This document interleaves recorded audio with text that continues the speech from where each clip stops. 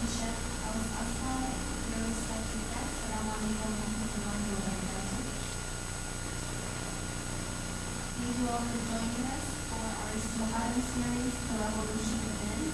Before we get started with our program, I have 4 announcements to make. I'm going to make them quick. First, we have child care upstairs next to the women's hall. If you'd like to leave your children there, it's for both the English and Arabic programs. But we ask you when you drop off your child to please sign in with the UNI volunteer who is upstairs. The second announcement is if you'd like to sponsor any one of these nights during Muharram, then please email us at unitednetwork@islamic.com or approach one of the UNI volunteers who are all wearing name tags. So that's if you'd like to sponsor on behalf of a loved one. The third announcement is that UNI has been collaborating with the Al-Shura Project to help feed families in need. And so we have boxes where you can donate food, whether it's canned rice, any type of dry food. And they're at the entrances of the Islamic Center of America, so feel free to leave them there.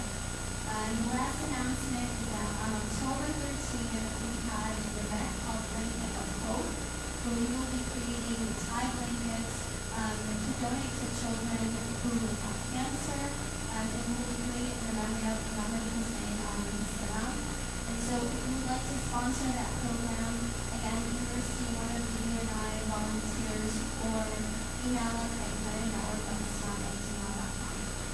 Without further ado, I'd like to welcome Brother Amir Shama for recitation from the Holy Quran, Sallallahu Alaihi Muhammad, wa alihi wa sahbihi.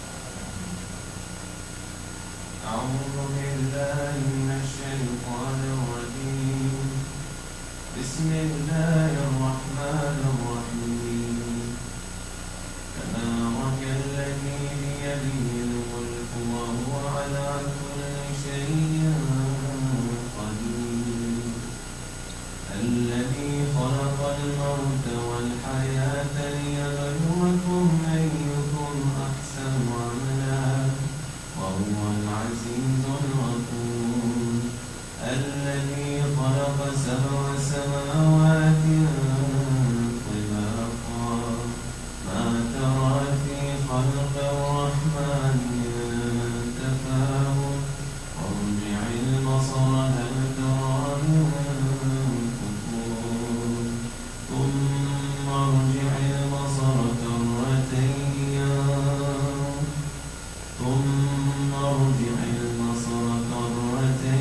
ينقلب إليك البصر خاسئا وهو حسير ولقد زينا السماء الدنيا بمصابيح وجعلناها رجوما للشياطين وأعتدنا لهم عذاب السعير وللذين كفروا بربهم عذاب جهنم وبئس المصير إذا ألقوا فيها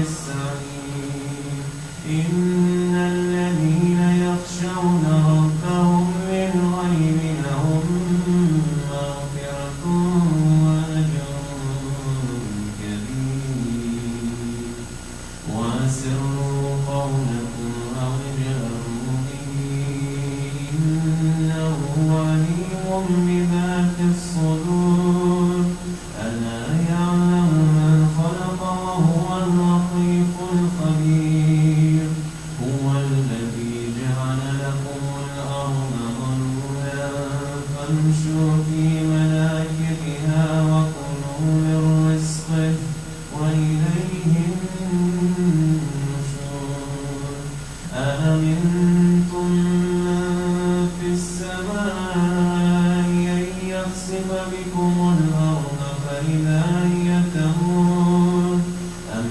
أمنتم من في السماء أن يرسل عليكم حاصبا فستعلمون كيف نذير ولقد كذب الذين من قبلهم فكيف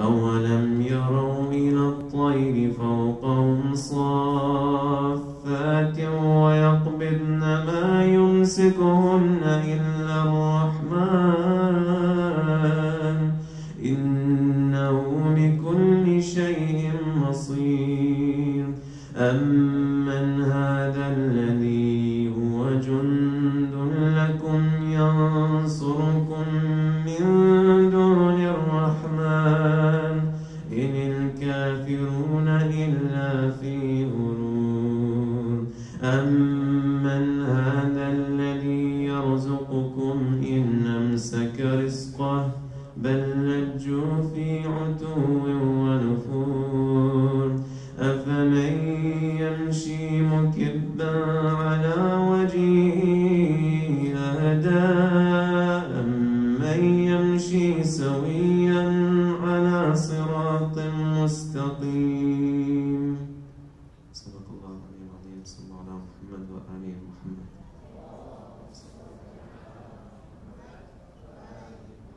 الفاتحة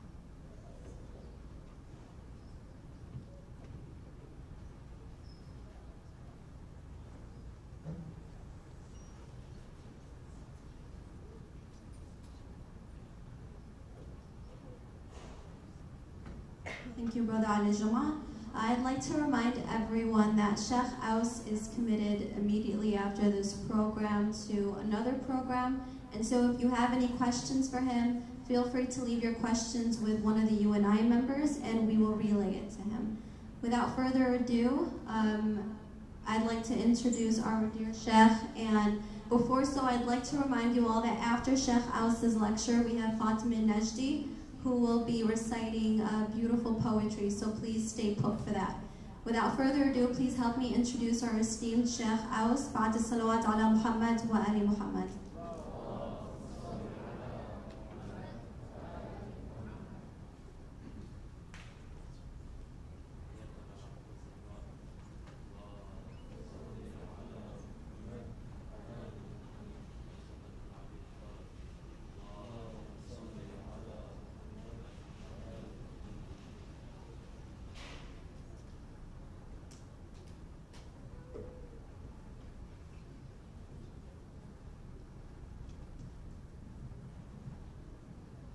صلوا على محمد وآل محمد.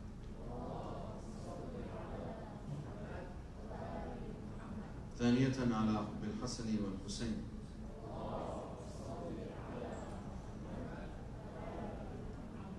ثالثة على حب فاطمة الزهراء بأعلى أصواتكم.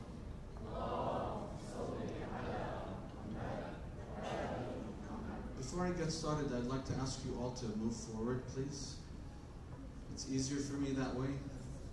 That way I don't have to project my voice as much. Jazakumullah khairan, Jazakumullah. Thank you for your kindness. Ahsant, ahsant. Ahsant.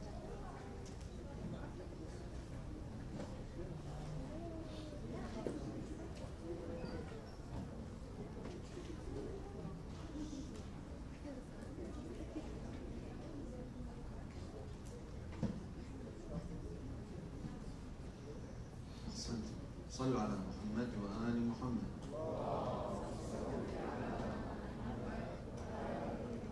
أعوذ بالله من الشيطان الرجيم. بسم الله الرحمن الرحيم. صلى الله عليك يا سيدي ويا مولاي يا رسول الله. صلى الله عليك وعلى آل بيتك المعصومين المظلومين. صلى الله عليك يا سيدي ويا مولاي يا رسول يا أبا عبد الله. يا رحمة الله الواسعة ويا باب نجاة الأمة، ما خاب والله من تمسك بكم وأمنا من لجأ إليكم سادتي. يا ليتنا ثم يا ليتنا كنا معكم فنفوز فوزا عظيما. Salutations upon you, O Messenger of Allah. Salutations upon you and upon your infallible oppressed progeny. Salutations upon you, O Master Aba Abdullah Hussein. We wish we were with you. For us that would have been the greatest of victories. Ya Gharib, Ya Mazloom, Ya Shaheed Karbala. Gharib Karbala, say it with me. Gharib Karbala, Shaheed Karbala, Mazloom Karbala. Gharib Karbala, Mazloom Karbala, Shaheed Karbala, Mazloom Karbala. Gharib Karbala, Shaheed Karbala, estranged on the land of Karbala, oppressed on the land of Karbala, martyred on the land of Karbala. Assalamu ala al-Hussein wa ala Ali ibn al-Hussein wa ala awlad al-Hussein wa ala ashab al-Hussein wa ala alladhina badhalu muhajahum dun al-Hussein wa rahmatullahi wa barakatuh. Salawat.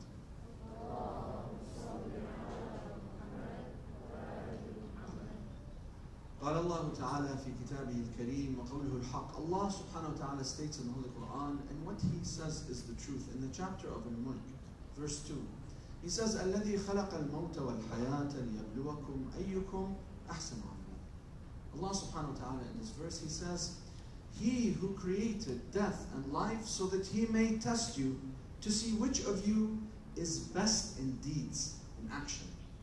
صدق الله العلي العظيم. آمنا بالله. Brothers and sisters, assalamu alaikum wa rahmatullahi wa barakatuh. I would really like to congratulate you for attending another night. This night, whether you know it or not, will intercede for you on the Day of Judgment. That you took interest in the story of Karbala. That you took interest in Imam al-Hussein alayhi afdal salatu wassalam. That you took interest in learning so that you may ascend to higher realms, the realms of Ahlul Bayt alayhi salatu wassalam. صلوا على محمد وآل محمد.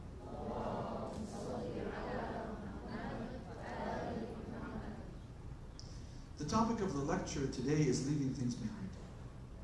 And it might be an interesting title for some. Some might say, well, why did you give such a title? Because you see, in the process of change, in the process of reform, one must leave things behind. But in order to get there, we had to give some introductory work so that we understand that now we're at the point where we're ready not only to change, but to leave things behind. But see, there's a little more information that we need to learn so that we can be well equipped. When you want to do something, you have to be well equipped to do it. And this is what we talked about yesterday, right? We said that in order for a team to be successful, to reach its end goal, when you want to set your end goal, right? For example, if you're a football team, we said, if you want to set your end goal is to win the game. How do you win the game? By scoring touchdowns. How do you score touchdowns? By getting first downs, right? And if you lose or fumble the ball, right, that first team that is helping you, those training partners that are with you, that have the same goal, that are surrounding you, we said it has to be that in order for you to reach that ultimate goal, you have to have people around you, a team, literally a team of people around you who have the same end goal as you do. If you don't, then you're going to falter. If you don't, then you're going to lose the game, right? And if you are to fumble the ball, if you are to lose possession, what's going to happen? You're going to have another team that's going to step in. That team is your support system. Each member of your team, right, is an expert in the position that they play. They know exactly where to be, right, without you telling them, because they've memorized and they know the playbook. And it's this playbook, this very playbook, right, that's at the root of your success. However, if you don't have a coach that drills you constantly, right, to ensure that you know the playbook, even if you didn't go home and study the playbook, right, that this coach and his assistant coach and his other assistants around them are going to ensure that when you're there at practice, you're giving 100% and they won't accept anything less from you. So if I understand that from a game, right, that I need to have the best of teachers around me, and I understand that I have to have the best team around me in offense and in defense in case I fumble, so that they can help me pick up where I left off, right? Correct? If I realize that from just a simple game, then what about the game of life? And in this verse is very clear. It tells me, look, in this game of life, Allah subhanahu wa ta'ala created two things. He created death and life. He mentions first death for a very good reason, because He wants you to know what the end game is. The end game is what's after death. That's why Allah says in the Holy Quran, وَالْآخِرَةُ خَيْرٌ وَأَبْقَى. You see?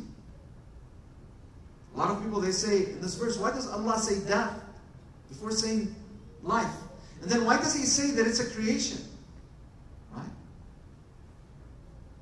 Because you see, once you die, you're not. Once, Allah says in the Holy Quran, إِنَّ اللَّهَ يَتَوَفَّى الْأَنفُسَ. At the time of death, Allah subhanahu wa ta'ala, what does He do? He takes the nafs away. Remember how we said that the nafs is what contains the ruh? It's what holds the ruh in its place and anchors it? Well, when Allah takes that away, then the nafs now is free to go to يَا أَيَّتُهَا النَّفْسُ الْمُطْمَئِنَّةِ ارْجِعِي إِلَىٰ رَبِّكَ رَاضِيَةً مَرْضِيَّةً. Then return to your Lord. Oh nafs, right? Oh nafs, Allah says, now this content nafs can go back to its Lord, He who created it. Inna lillahi wa inna ilayhi raji'un. Surely we are from Allah, and to He we shall return. Right? But in order for that to happen, in order for me to have nafsun mutma'inna, a content soul, a content nafs, a nafs that is content with the fact that, you know what, the qalb was able to make the right decision. A nafs that is content with the fact that it was defeated, that it did the role it was supposed to do on this earth, and that is to ground you to this earth. But you worked on your intellect and you supported yourself with the people, the right team around you, with the right coaches and the right assistant coaches. right? The right disciples, the right apostles, right?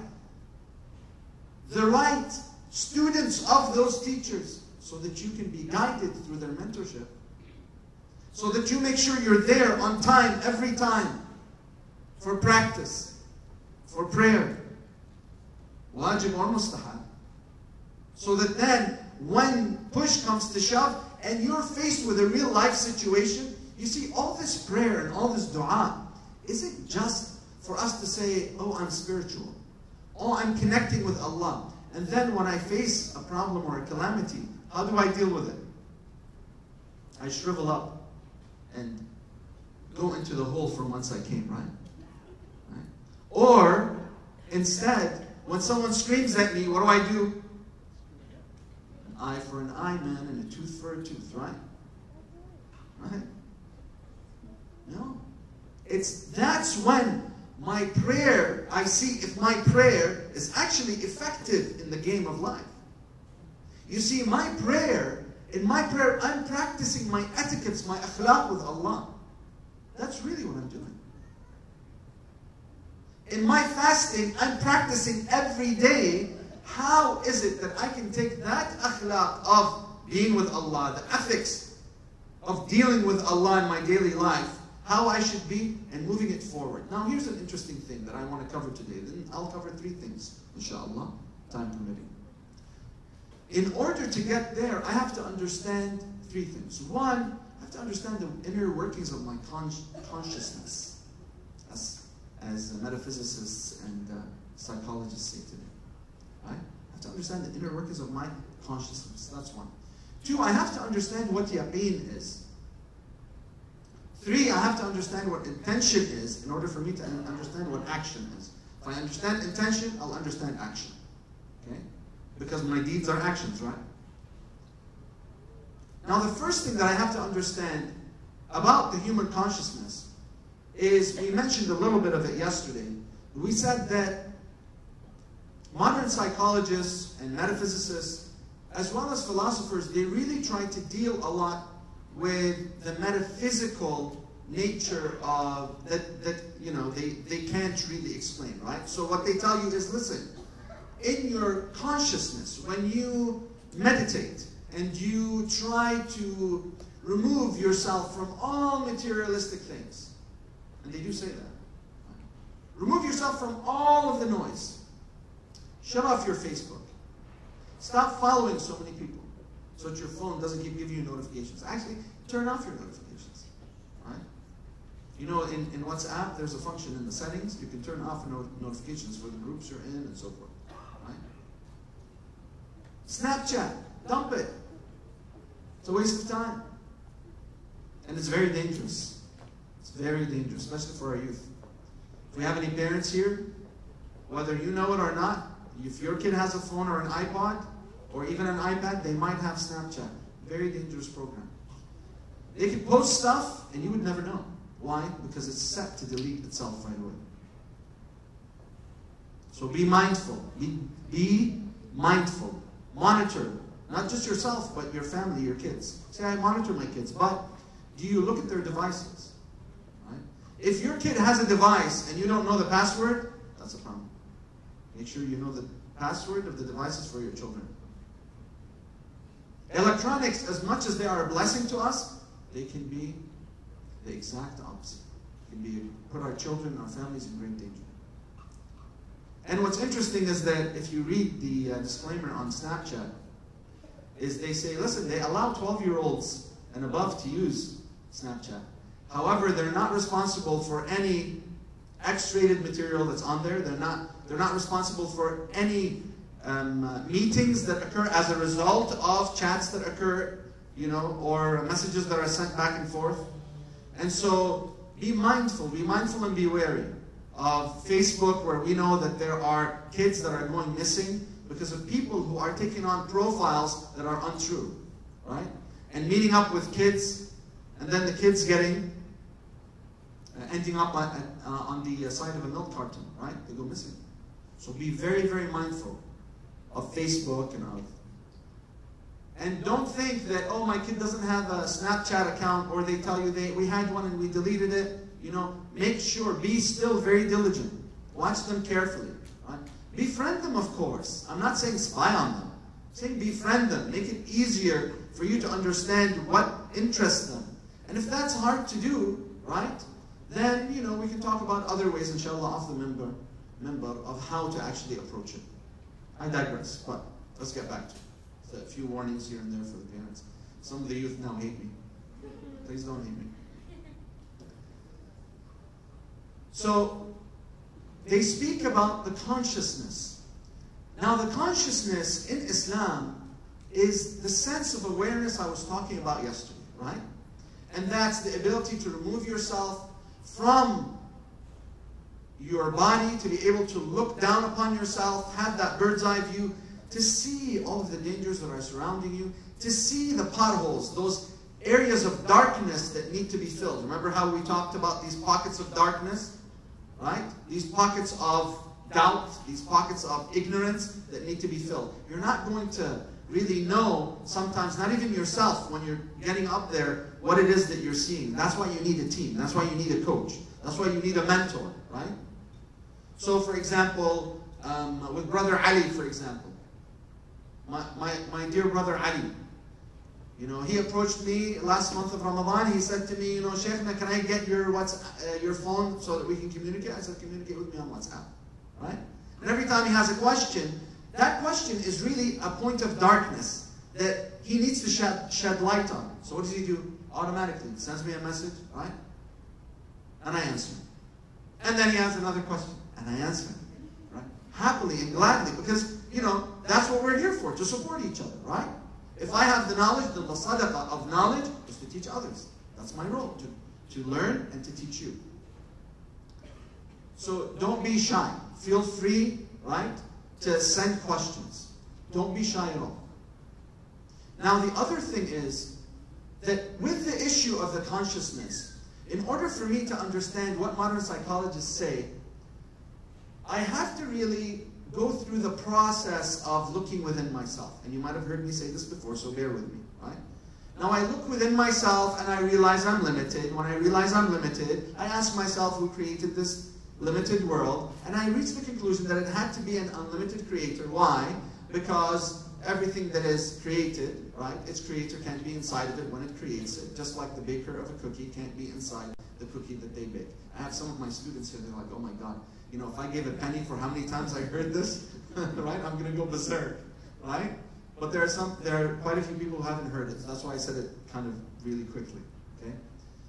So I realized that everything that is created doesn't have its creator within it when he creates it. Just like a baker isn't inside the cookie that they bake when they bake it. Otherwise, we'd all be what? Cannibals, right? So that's a simple example. So now then, once I understand this, I say, okay, well, what about this limited world? I say, well, it's got to be that the creator is not inside of it when he created it, which means that he's in his own realm, right? So he's not going to exist in the realm of limitation. He'll be unlimited, which once he creates this limited world means that he'll be within it. Because he's unlimited, he's everywhere, right? Okay. So now that I understand this, I'm going to say, well, if Allah's unlimited, then he's all perfect. And if he's all perfect, then, obviously he created me, created everything, so he knows everything. So I'm going to ask, what do you want from me? For the love of you, O Allah, what do you want from me? Right? And then from there, I'm going to say, whatever you want from me, I submit, O Allah. I'm here to serve you, O Allah. Notice how this epistemological approach to understanding who I am is very central to the human condition. It's central. It's essential that I go through this epistemological process of reasoning. Okay? Once I get there, what happens is I've tapped into what psychologists and metaphysicists call the consciousness. Got it? Okay? Now, what do they say? They say, listen, in order for you to be able to act, what you need to know is A, who are you? B, what is your purpose in life? C, how can you serve? And notice, just through intellectual reasoning, what did we get to? We got to, who am I, right? Oh, I'm a creation. But we went one step further. What got me here? Allah, the Unlimited, right? And then, well, what does He want from me? I'm asking, what's my purpose? And then once I submit, I say, رِضًا بِقَضَائِكَ. Whatever you want, O Allah. خُذْ حَتَّى تَرْضَى. O Allah, I am pleased with whatever you ask for. I am here to serve. I submit to you, the Unlimited, because I realize I'm limited, and you're the one from whom I should get direction and guidance. It's very congruent. It's in parallel. It's exactly the same, but we go steps further. Right? We have that path of enlightenment available to us right there, right? Through our intellectual reasoning. And then Ahlul Bayt come along and fill these other gaps of darkness. So once I realize that, I say, okay, I figured out where I come from is number one. I come from Allah. Inna lillahi wa inna ilayhi raji'un. Surely we are from Allah, and to He we shall return. From Allah meaning that Allah owns us. Allah made us. So to He we must return. Right? So after this life we have to return to Him. Next, what do you want from me? Right? That's the second one. My purpose. Third, who remembers the third? What's the third? Say it out loud. How can I serve? Exactly. And in Islam, what do we say epistemologically?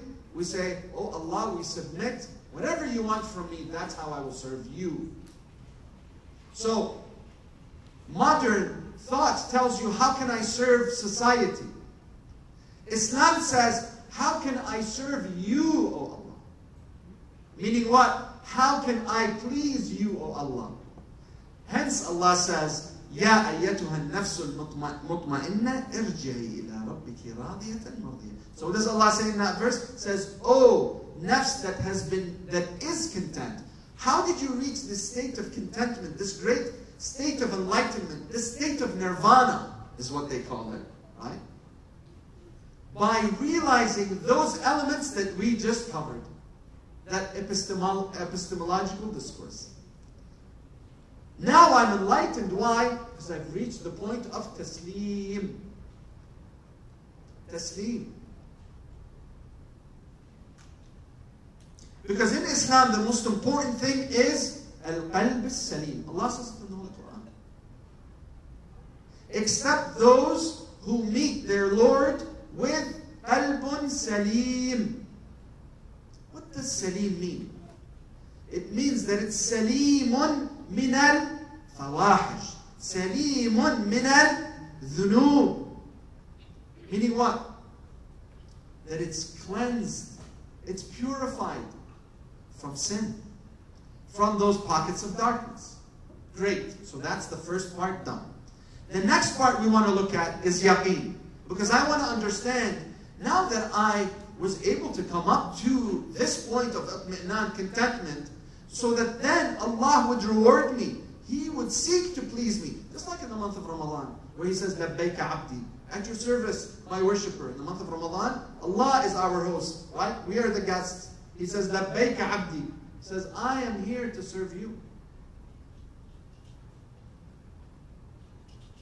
Now, if I carry that through from the month of Ramadan, from the prayer rug, what do I learn? I learned the akhlaq I need to have with Allah. But why is it we said that we don't follow? Because of the fact that we don't have that full iman. We have all this noise around us, right? We have the Facebook, we have the Twitter, we have the Instagram, we have the Pinterest, we have the, name them with me. What?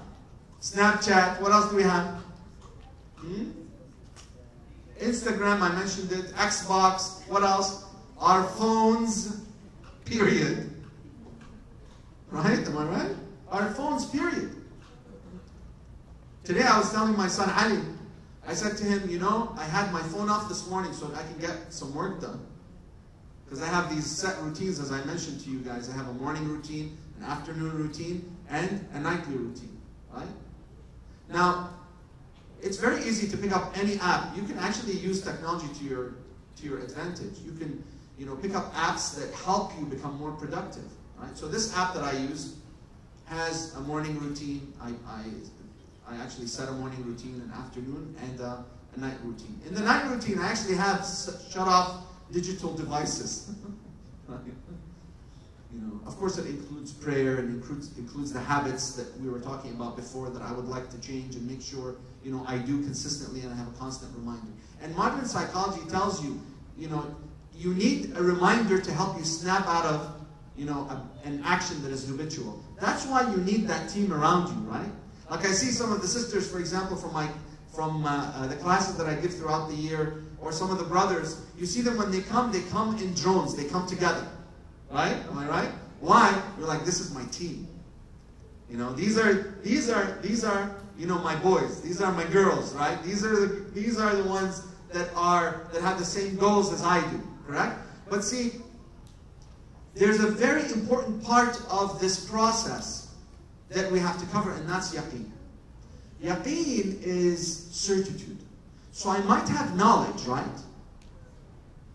But what I need is certitude, not just knowledge. And the certitude is connected with the iman. Remember how we said you can have knowledge and you can have what? Faith, iman, right?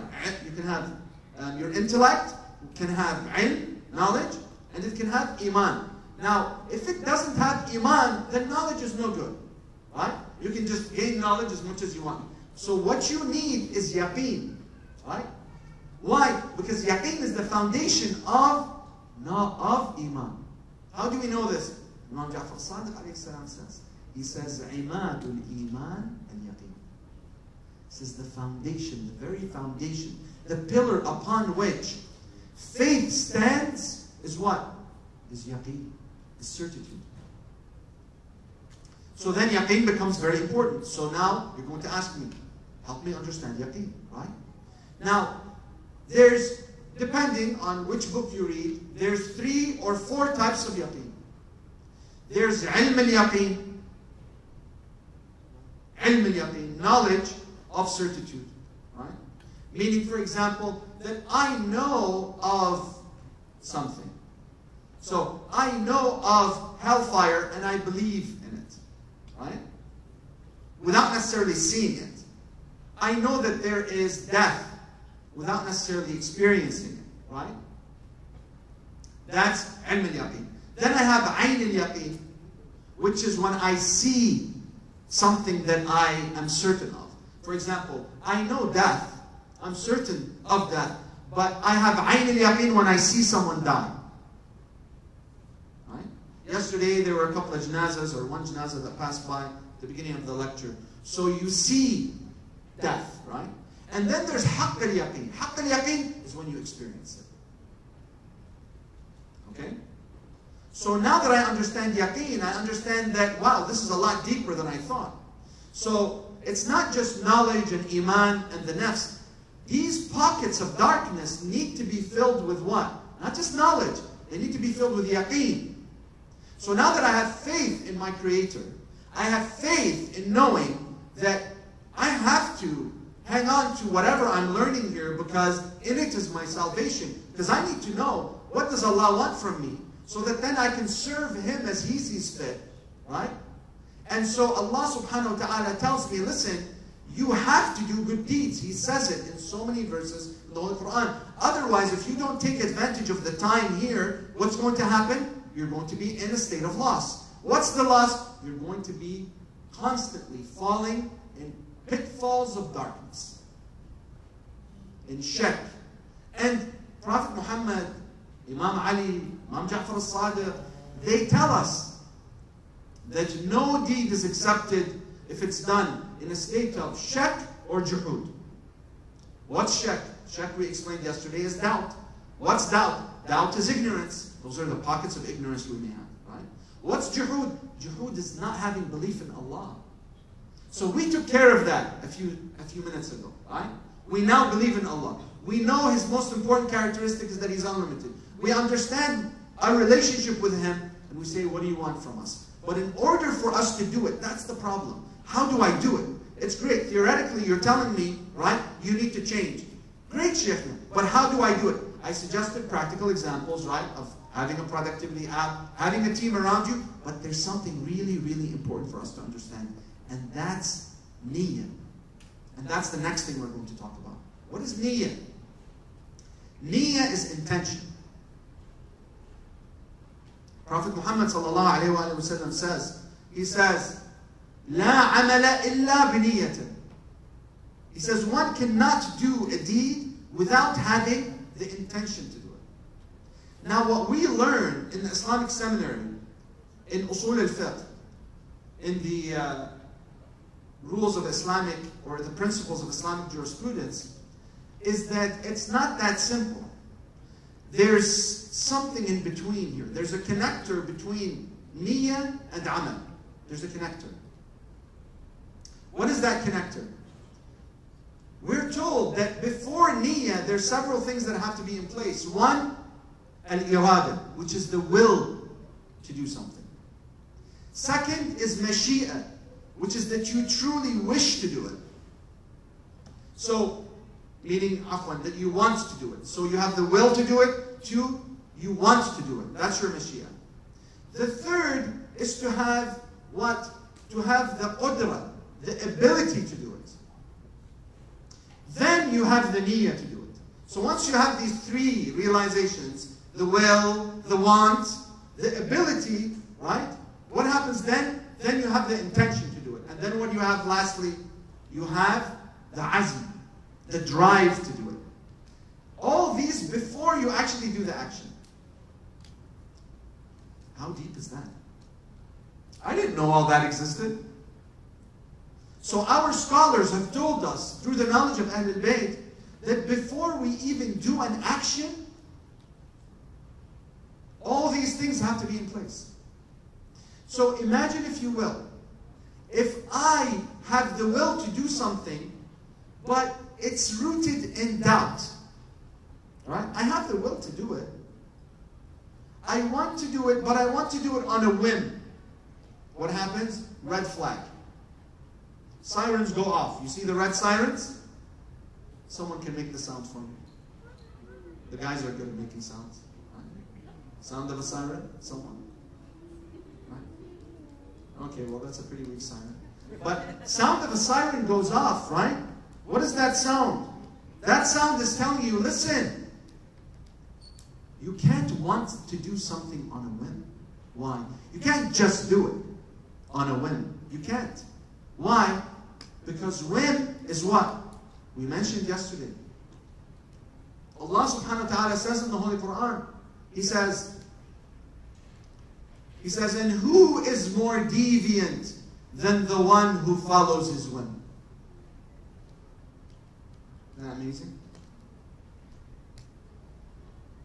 Allah speaks to Dawood alayhi salam. He says to him, لا تتبع الهوى. He says, do not follow your whim. He says, فيضلك عن سبيل الله. For it will deviate you from the straight path to Allah. So whim is dangerous. So if I want to do something on a whim, what goes off? Siren. Automatically, what do? I call a friend, text a friend, text a scholar, right? Text my team, right? If someone suggested it, then right off the bat, what do we have to do? We have to come to their aid.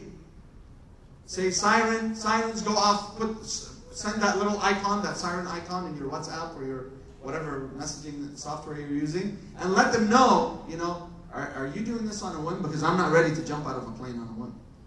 Come on, it'll be fun. Let's tie ourselves to a rope and then just jump off the side of a bridge. Come on, it'll be fun. Let's throw ourselves out of a plane. Why would you throw yourself out of a plane?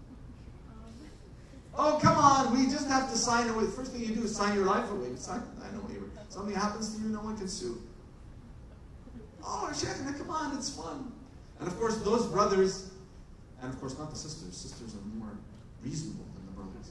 All the brothers that jumped out of the plane already are like, wow, okay, let me put my head down, maybe no one will see me. Right? Or bungee jumped. So then here, what happens is that I have to look at every process. You say, Sheikh, this is too complicated, come on. No, not if you have a team. Remember, what happens in football camp, right? on training days, right? What happens is every single move that you do is meticulously scrutinized. Am I right or no?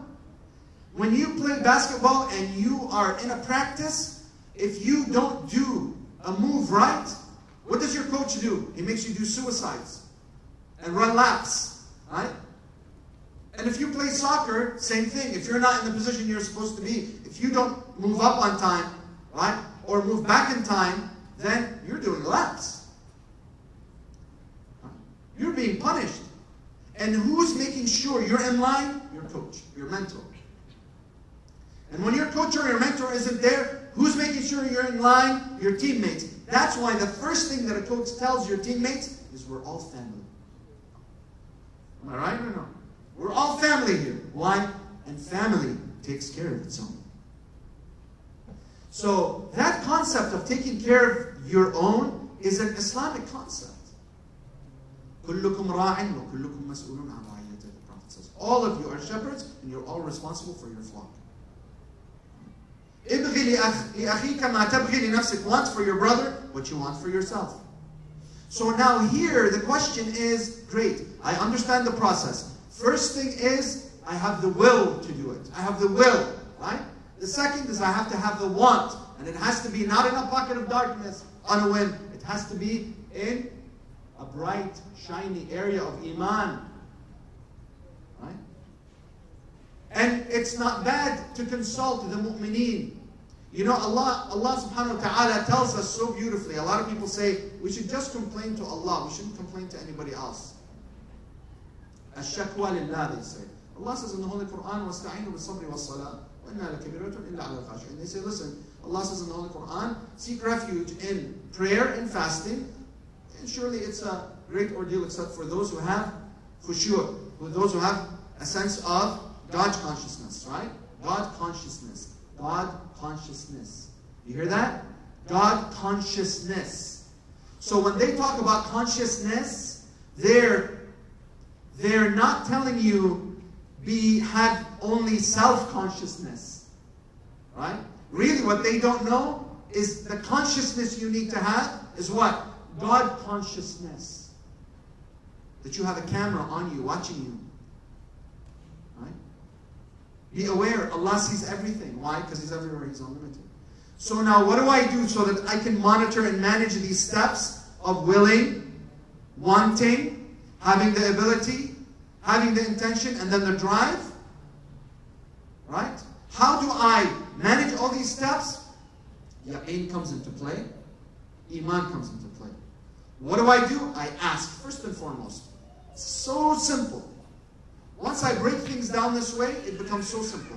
All I have to do is ask. Allah gives me a key. He says, make dua. ادعوني أستجب لكم. Ask and I shall answer. What do I ask for? If I really want to know the Imam al-Hussein.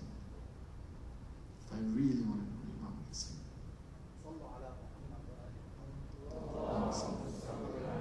If I really want to know the Imam al-Hussein, then who will I go to know what I should do? I should go to his son, Imam al-Sajjad. Salawatullahi wa salamu alayhi.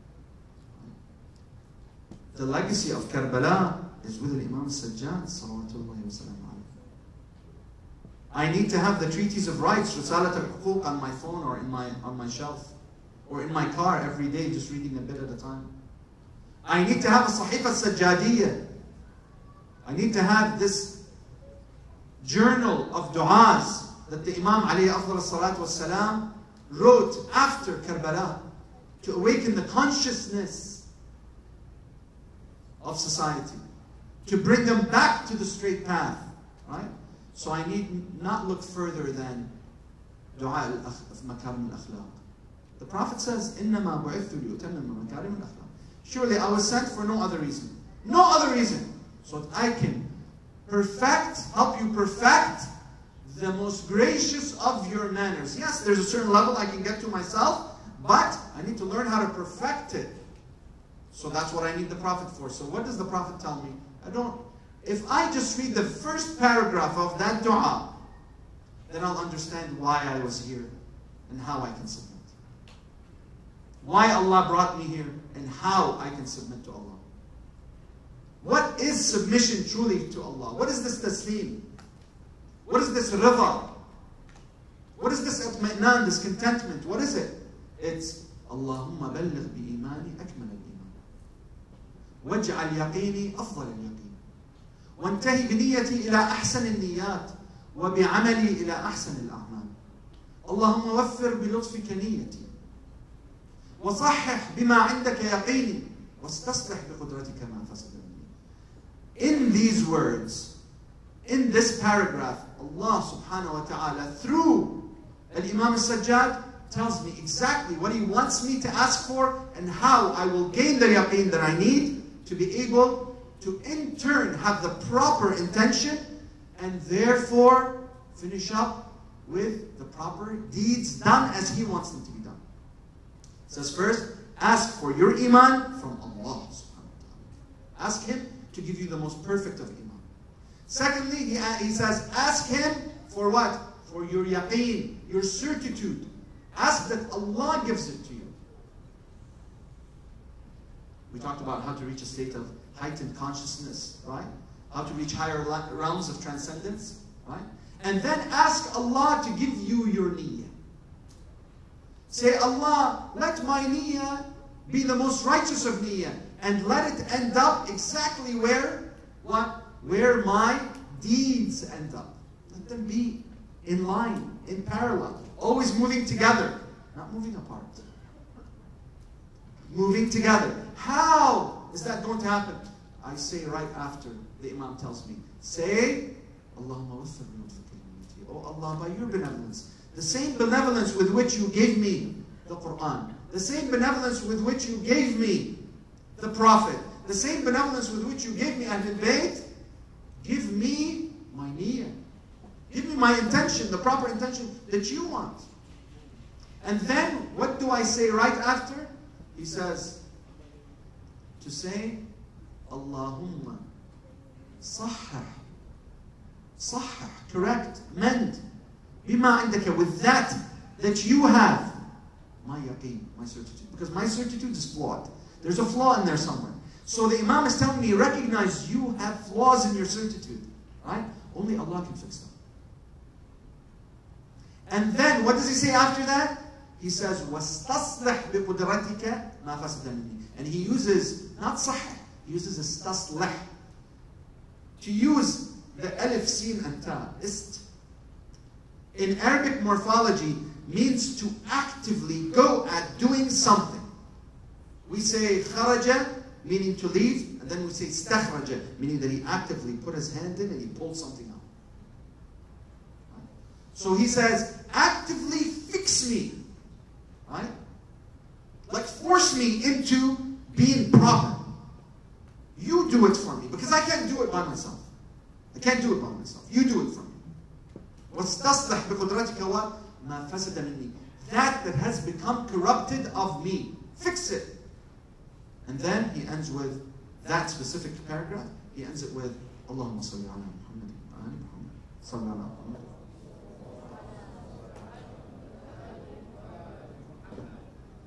Now yesterday we reached the point in history where we mentioned that Imam al-Hasan alayhi afdal salatu wassalam in 49 AH is martyred. And then Yazid, Muawiyah, the father of Yazid, you know, it's a free-for-all. What does he do?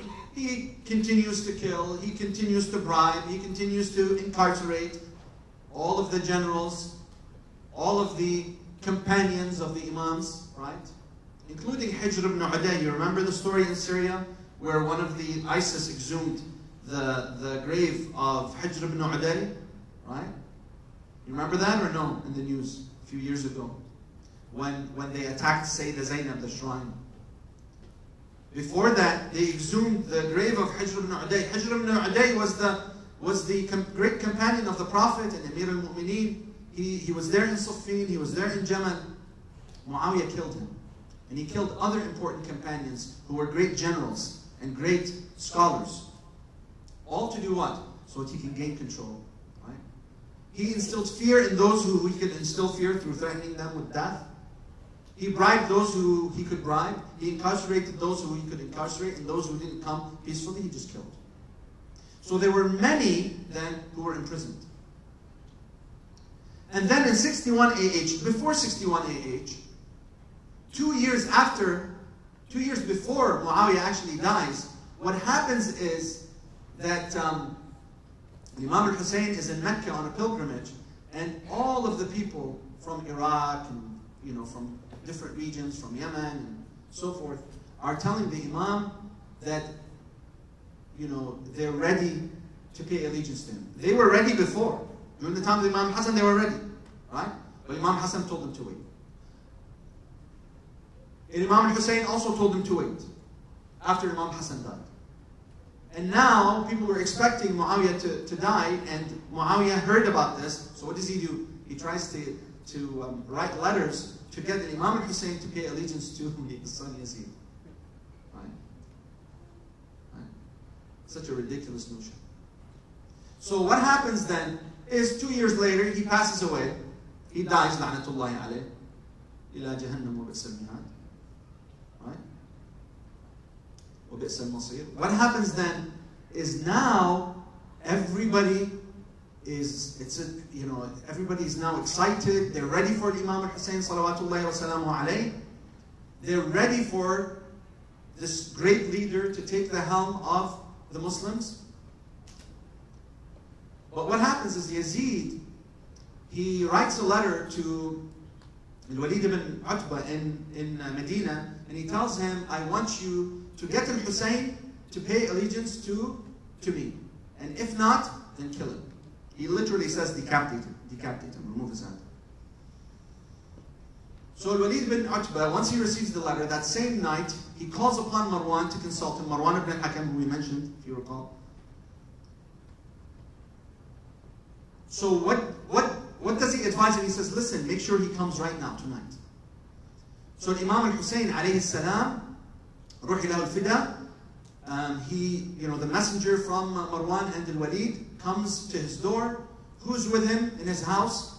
A few of his companions, Abdullah ibn Umar, Abdurrahman ibn Abu Bakr, Abdullah ibn Zubayr, they're with him. And he tells them, they want me to pledge to give allegiance to Yazid. So he says, listen, I'm going to go to the court of Al-Walid. But what I want you to do is I want you to get some of our men so that they stand outside, and if something happens, then I'll let you know. And then you can barge in, you can come in and get me, in case something happens. So Abdullah ibn Zubayr, he gets 30 of his soldiers. They go out with the Imam al-Hussein salawatullahi wa salamu alayhi towards the palace of Al-Walid. The Imam al-Hussein goes in by himself. The men are waiting outside. Al-Walid, he tells him that he wants him to pay allegiance to Yazid. And this is what Yazid now, the son of Muawiyah, wants. So what happens? He says to him, of course, no. Marwan says, you should do this, is better for you. And if you don't do it, then Walid chop his head off. Imam Hussein, he looks at Marwan, what a farce, right? Says, you, Marwan, you want to chop off my head? Let's see who's able to do it, you or him. Imam Hussein says, listen, this whole issue of pledging allegiance is not something that is done in secret. This is something that needs to be done in public, right? So tomorrow, let's get together during the day where there are people around so that they can see and we can have witnesses to testify of what happens. So they said, Al-Walid said, okay, Marwan didn't agree. Marwan was very angry, Marwan ibn al-Hakam. He said to Al-Walid, he said, listen, if you leave him now, if you let him leave now, you'll never get him back. You'll never be able to get his allegiance, and this will cause dissension within the ranks of the Muslims and all those who were trying to convince to pledge allegiance to Yazid. But Imam al-Hussein leaves with his companions and the soldiers, and he returns to his home.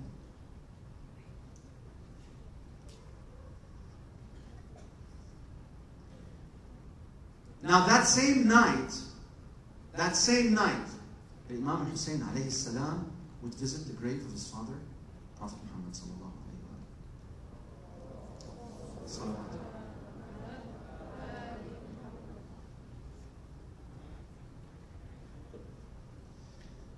الإمام الحسين روحي له الفداء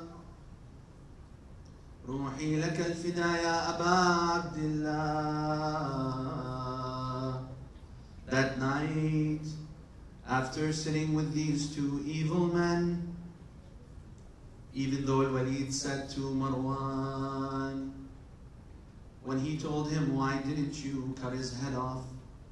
Al-Walid said to him, O Marwan, surely anyone who hurts the son of the Messenger of Allah will never enter heaven. Imam al-Hussein alayhi salam, this is what he was facing before Karbala. And so Imam al-Hussein alayhi afdal as-salat was-salam that night, he would go to visit the grave of Imam al-Hasan and Sayyidah Fatima and his grandfather, Prophet Muhammad. And when he gets to the grave of Prophet Muhammad, he complains to his grandfather. He says to him, "Oh grandfather, you see what they are asking of me. Can you believe these people? Can you believe how deviated they've become?" And Imam al-Hussein alayhi salam prays 2 rak'ahs next to the grave of his grandfather, Prophet Muhammad. And then Imam al-Hussein, it is narrated that he conducts dua and stays there all night next to the grave of his grandfather, the Prophet of Allah. Imam Hussein alayhi salam falls asleep next to the grave of his grandfather, and then he sees a vision of Prophet Muhammad. Prophet Muhammad approaching him with scores and scores of angels around him. Prophet Muhammad speaks to Imam al-Hussein. He says to him, "Bunay Hussein, Bunay Hussein, hasten, hasten, for your mother Fatima, for your father Ali, for your brother Al-Hassan, they are all longing for you." And Imam al-Hussein alayhi afdal as-salat was-salam, he has a conversation with the Prophet of Allah. The Prophet of Allah tells him, "Dear Hassan, it is time for you to go to Karbala. It is time for you to go to Karbala and be martyred on the land on the day of Ashura, this land of tragedy, Karbun wa Bala." He says to him, "There are levels that you will never reach in heaven unless you are martyred on the land of Karbala. Ruhi lahu al-fida." Imam Hussein, salawatullahi wa salamuhu alayhi, knowing this, he wakes up that morning. He gives his salams to his grandfather and salams to his mother and his brother, and he heads towards his home. He prepares the women and children and he tells them, "We have to now pack. Let's make a caravan and go towards Karbala." But of course, before he goes to Karbala, as it was the month of Rajab, he would have to go to Mecca first, because he wanted to go to the pilgrimage. He wanted to meet all of the mu'mineen before he would make his way to Kufa.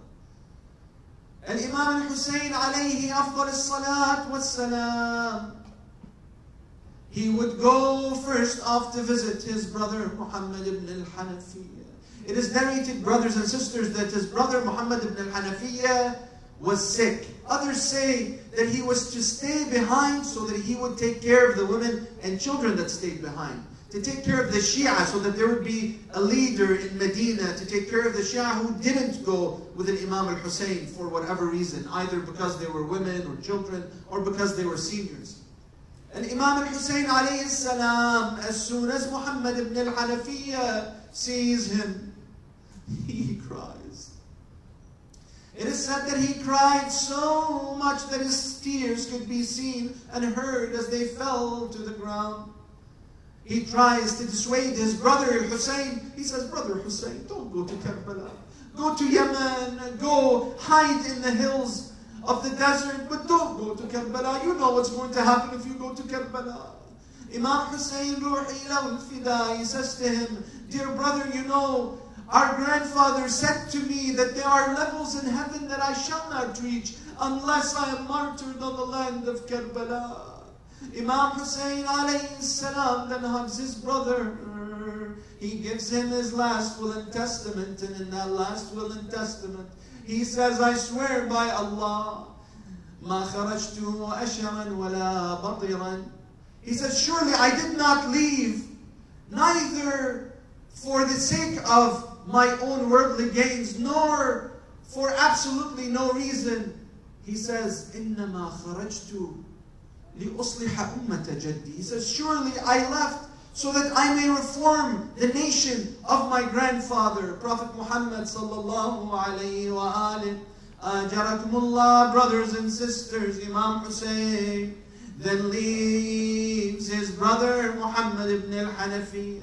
And then, brothers and sisters, he heads towards his daughter Fatima al-Alila. He goes towards Fatima. He sees this little sick daughter. She comes to him. She's seen her aunt Zainab. She's seen her sisters. She's seen her brothers. Everybody packing to go towards Karbala. She says, "Okay, Dad, I'm ready. I want to go with you." But Prophet Muhammad says to her, "Bunayya Fatima, you are to stay here. You cannot come with me." And Salama then comes to Imam Hussein. She says to him, "Please don't go. You know, I have with me in my home a vase in which there is the turba of Karbala. Prophet Muhammad gave it to me. He said that when you are martyred on the land of Karbala, that this will turn to red, boiling red blood." Imam Hussein alayhi salam, he says to her, "I know what is happening, dear Salama. However, I must go." And so he bids her farewell, and then he gets a last look at his daughter Fatima al-Alila, and he heads off towards his horse. He gets on his horse and heads towards Karbala, leaving Fatima behind him, crying and weeping for her father. "Aba ya Hussein, Aba ya Hussein, lima taraktani ya abata? Why did you leave me alone, oh father?" And you know how when you leave the house and a daughter longs to see her father, Fatima al-Alila would never see her father again after that day. Ajarakumullah, brothers and sisters, Imam Hussein would reach the land of Karbala, would be slaughtered on the day of Ashura, and Fatima al-Alila and Salama would see that sand change to red.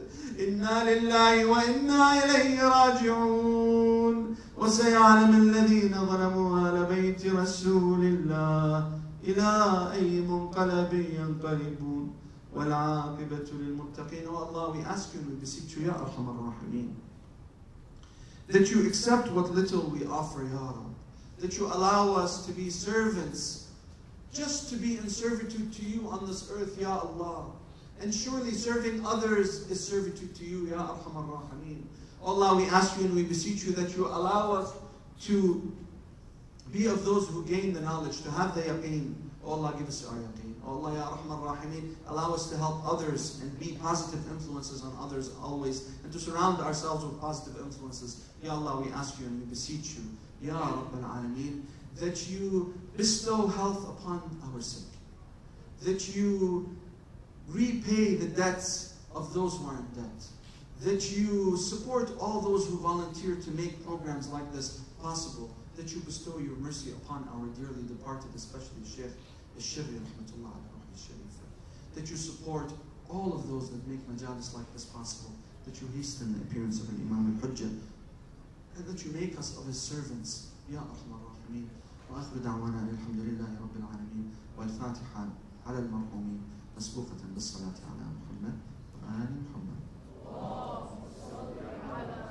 And please stay for the poetry, inshallah, so that you may all gain the thawab. I apologize, I have to leave, but inshallah, I usually ask Sister Fatima that she sends me the text, so I will, inshallah, benefit from the poetry too. Assalamu alaikum.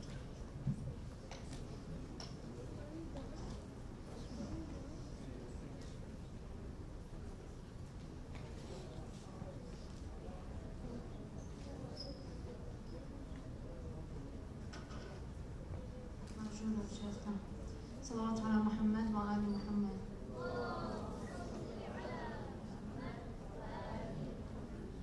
Assalamu alaikum jami'an wa rahmatullahi wa barakatuh. Inshallah, as the Sheikh said tonight, and as well as a few other nights, he mentioned how important it is to remember and reflect upon and utilize the words of Sahih al-Sajjadiyya, written by none other than Imam Ali al-Sajjad alayhi salam. And as we all know, he was tortured himself and he watched tortures happen in front of him. And he still persevered throughout all of this and wrote a book of du'as for us. He did it for us, he didn't do it for himself. He could have easily just talked to Allah subhanahu wa ta'ala himself, but he wrote this book of du'as for us to utilize. So if I can please ask for one loud salawat ala Muhammad wa ali Muhammad.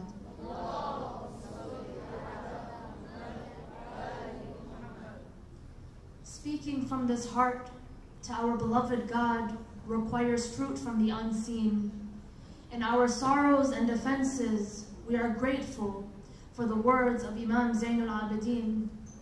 Our error is brought to us by the Ali that spoke for us. When we sin even once, he gives us his words of repentance. When we feel lost and hurt, Sajjad brings his words of comfort. Your wounds are never denied. He cares for them from far and wide. He soothes every painful moment. His words prove healing to your ailments. Even if you're afloat in your journey, his words will lengthen your serenity. He brought a piece of love to each word. Within us, his poetry is anchored. Our tongues are light in speech. So to talk with God for these words you should reach. Don't be embarrassed to hold a prideful grip. Don't be embarrassed to hold a prideful grip. You need these words as much as lordship. He who went before would quiver, will quench your thirst with no water. Everything he brings to you is tasteful. It can soothe anything that's painful. A poet who supersedes the words of language blessed us with the words of a godly image. They are everlasting and will endure always. Perfect for comfort, love, help, or praise. Speak like he spoke. Speak like he spoke, and calmness will enter. All evil and illness shall shatter. His words cure ailments we have yet to know. They are the medications you should swallow. Sajjad holds the status of lover and writer, so do not forget his words when to God you utter. Don't think your eloquence is mighty. Don't think your eloquence is mighty. Use his words so that you feel lofty. He is your supporter when you are speaking, and so you cannot fall when from God you are asking. Ali Sajjad smears his heart on his pages, all to let us loose of our cages. Ali revived speech itself. It was his student. To speech no teacher was more pleasant. Ali would decorate them with love and grace. His heart in these words he would encase. Give these words of warmth to your spirit. With them cemented in you, you'll have no limit. They grow around every great soul. So know that your ego, they will help control. Do not doubt their abilities, for one day you'll need them for their beauties. If these words are what beautifies, imagine their author and how dearly he is prized. He who remained in submission to his Lord, and so in each word he'd write, his heart he poured. These words are your armor, do not lose them. Because when you grow, they are from what you'll stem. These words are your armor, so do not lose them. Because when you grow, they are from what you'll stem. These words will endure for centuries. These words will endure for centuries, and for their ink to last, each ocean bleeds. Like God's verses would exhaust the ocean if it were ink. If with sajjads they'd be barren. Like God's verses would exhaust the ocean if it were ink. With sajjads they'd be barren. Do not try and outdo the words of your imam. Do not try and outdo the words of your imam. Rather submit humbly by the raising of your palm. Sajjad isn't here to caress the friends of God. So from the depths of history, his words have clawed. They are here for your bliss and for your comfort. So if that's what you need, these words don't desert. There are no better carved prayers for your tongue. There are no better carved prayers for your tongue. Supplications tailored for the old and young. Don't abandon the seeds that carry the most potential. Don't abandon the seeds that carry the most potential. Take heed of them while you're still able. Sajjad wants you to use them as if they were your own. Sajjad wants you to use them as if they were your own. He won't be upset, but rather happy to see that you've grown. So don't wallow in your misery due to lack of words. Don't wallow in your misery due to lack of words. You have Ali's speech to help change your records. Hold on to them even if by struggles you are struck. Because without them, you'll just be stuck. If you are surprised by a calamity, do not suppress your thirst to be free. If you are blasted with hardship and tribulation, know that with these words, God will surely listen. Know that with these words, God will surely listen. And if you are amongst goodness, still turn to God. Otherwise, you're aimless. If you are in peace and have no worry, prolong these feelings with the words of Ali. They are for every occasion and every person. These words soothe and support us, given any reason. Even when the moon isn't praising of the Lord, it borrows these words as they've been adored. Nothing that is in praise or humility forgets to quote these words of love and beauty. They are your keys to the gates of heaven, so do not lose sight of them or put them up for auction. Ali brought the world's most prized human speech. Ali brought the world's most prized human speech. They were certainly God's blessing to us each. You don't have to write to show appreciation. You don't have to write to show appreciation. Just use them in your discussion. Sajjad wrote words of grace for us. How beautiful of him that they leave us breathless. Do not underestimate their power. To your fear and harm, they hold the elixir. These words themselves would beg you to use them so that you can succeed too. Keep them nearby. You'll thank yourself later because God won't ignore you. He'll answer. His poetry will help you stand safeguarded. So stand thankful for what you've been gifted. Hold them like you'd hold your heart in your hands. Gentle but mighty, these words shall stand. We won't be grief-stricken in our routine. We won't be grief-stricken in our routine. No doubt, everything's relieved by the words of Zayn al-Abidin. Speaking from this heart to our beloved God requires fruit from the unseen. In our sorrows and offenses, we are grateful for the words of Zayn al-Abidin. We are grateful for the words of Zayn al-Abidin. Wassalamu alaikum jami'an wa rahmatullahi wa barakatuh. إن الله وملائكته يصلون على النبي يا أيها الذين آمنوا وصلوا عليه وسلموا تسليما.